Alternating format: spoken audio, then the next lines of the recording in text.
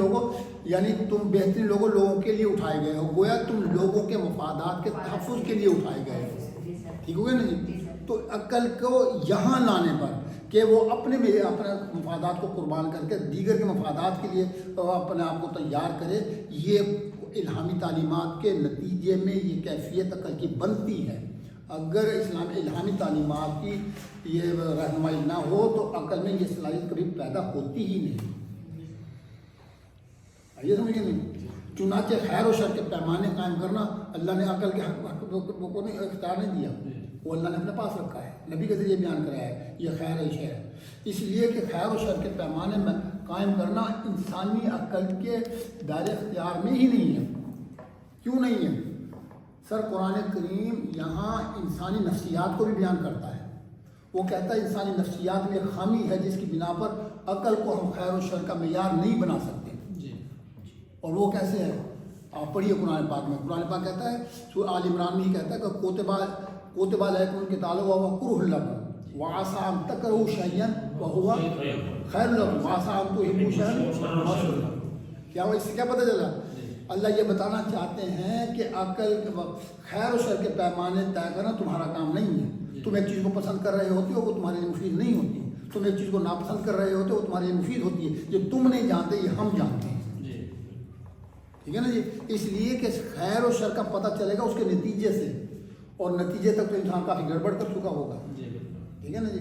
اس لیے یہ چیزیں کہ قرآن کریم کے مطابق عقل اور مذہب میں تعلق ہے، لیکن مذہب کی سپیریئرٹی میں عقل کی تربیت ہوتی ہے تو عقل اب وہ خود بذات خود سورس آف لا بن جاتی ہے. اب اس کی ایک اور کامن دلیل سن لیجیے، اور کامن دلیل یہ ہے کہ دیکھیں ہم اپنی زندگی میں ہمیں حواس اللہ نے دیے ہوئے نا، آنکھ کان ناک وغیرہ دیے ہوئے. سر اپنی ان حواس سے جب ہم کام لیتے ہیں اور کام اوور برڈن ہو تو سر ہم ان حواس کو بھی کیا کرتے ہیں، ایک ہیلپنگ ایلیمنٹ مہیا کرتے ہیں. آنکھ دیکھنے کا کام کرتی ہے، آنکھ دیکھنے کا کام کرتی ہے، لیکن آپ نے جب آنکھ پر اوور برڈن ڈالا، بہت دور کی چیز آپ نے دیکھنی تھی یا بہت قریب کی چیز دیکھنی تھی جس کو عام نظر مشاہدہ نہیں کر سکتی، تو پھر آپ نے آنکھ کی مدد کے لیے دور کی چیز دیکھنے کے لیے دوربین ایجاد کی اور قریب کی چیز دیکھنے کے لیے خوردبین ایجاد کی. آپ کی ٹانگیں 10 میل چل سکتی ہیں، 20 میل چل سکتی ہیں، 500 میل چلنا ہو تو آپ نے اس کے لیے موٹر سائیکل، کار، گاڑی، انجن ایجاد کیا. گویا آپ نے مادی دنیا میں بھی اپنی کارگزاری کو بہتر کرنے کے لیے آپ نے اپنے حواس کے لیے ہیلپنگ ایلیمنٹ مہیا کیے ہیں.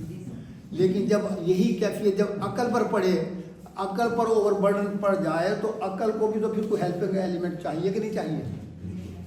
اگر آنکھوں کو، کان کو، ناک کو، منہ کو، معدے کو ہیلپنگ ایلیمنٹ ہم مہیا کرتے ہیں اپنی زندگی کو کامیاب بنانے کے لیے، تو زندگی کو کامیاب بنانے کے لیے عقل کے بھی تو رہبر چاہیے. جہاں عقل بے بس ہو جائے تو سر وہاں جب وہ مذہب رہنمائی کرتا ہے. تو یہ ہے عقل کا اور مذہب کا تعلق. یہ بحث دیگر مذاہب میں نہیں ہے، دیگر مذاہب میں نہیں ہے. اس لیے یورپ کی دنیا میں ریشنلزم جو ہے ایک قانون بنا ہے. ریشنلزم کا مطلب عقل کی بنیاد پر، عقل کی بنیاد پر قانون بن گئے. وہاں عقل کی بنیاد پر ایک وہ بڑا معیار ہے. اور آج بھی یورپ میں جس کو ماڈرنزم کہتے ہیں نا، جس کو اردو ترجمہ جس کا جدیدیت ہے، یہ جدیدیت کیا ہے؟ یہ جدیدیت ہے جس کا بنیادی نقطہ نظر یہ ہے جدیدیت کا کہ کائنات میں جو 3 ایلیمنٹ ہیں، انسان اور کائنات اور خدا، اس میں سے خدا غیر ضروری ہے. اس لیے کہ انسان کی تربیت و تعلیم میں آج انسان کی ایکٹیویٹی میں خدا کہیں نظر نہیں آتا. نعوذ باللہ خدا کو چھٹی کراؤ بس، اور انسان جو کر لے وہ ٹھیک ہے. یہ اس ماڈرنزم کا بنیادی نقطہ نظر ہے. کبھی نیٹ پر بیٹھ کر ماڈرن کو پڑھ کر دیکھ لیجیے یا آج کی جدید چیزوں کو پڑھ کر دیکھیے. یہ چیز کیوں پیدا ہوئی؟ اس لیے کہ ان کے ہاں مذہب کا جو تصور تھا، مذہب کا وہ تصور مطلب ہے کہ وہ عقل کے ہیلپنگ ایلیمنٹ کے طور پر نظر ہی کہیں نہیں آئے، اور یہ سوال پیدا ہو گیا۔ لیکن اسلام میں ایسا نہیں ہے سر۔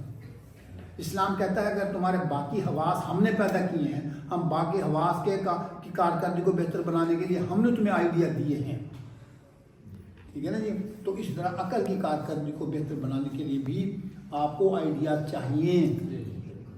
اسی لیے قرآن کریم نے ابتدا میں ہی ایک بات فرما دی، یؤمنون بالغیب۔ یؤمنون بالغیب کا سادہ سا ترجمہ کیا ہے؟ سادہ سا، بالکل سمپل، بالکل سادہ سا ترجمہ یہ ہے کہ جہاں عقل انسانی بے بس ہے وہاں ایک سورس آف نالج جو کہ تمہاری نظروں سے وہ پوشیدہ ہے، اس کو تم ایک سورس آف نالج کے طور پر قبول کرو۔